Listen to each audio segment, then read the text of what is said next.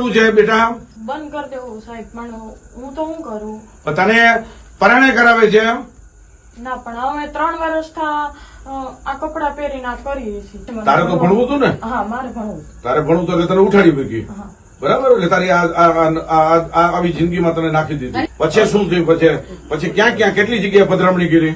એવી તો ઘણી જગ્યાએ 3 વર્ષના હતા ત્યારથી આજ મારા ભાઈ 17 વર્ષ. 3 વર્ષથી અહીંયા સુરતમાં અમુક જગ્યાએ ગયા ને? અને ત્યાં પૈસા તો આપે ને તમને? પૈસા આપે ને?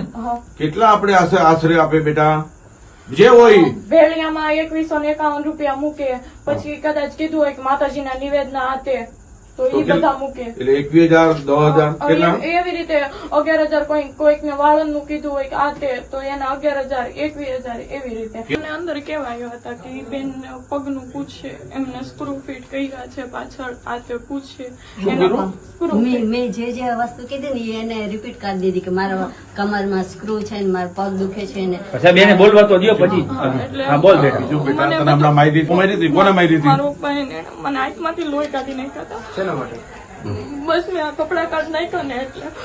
અને એમ કે 5-6 લાખ રૂપિયા તો મેં ઈ માણસ પાસેથી પડાવી લીધા, બરાબર. પછી પાછી 10 લાખની માંગણી કરી. એટલે કે કેજો હવે મારા મમ્મી પપ્પાની લોકો મને કરાવે તો પછી હું શું કરું?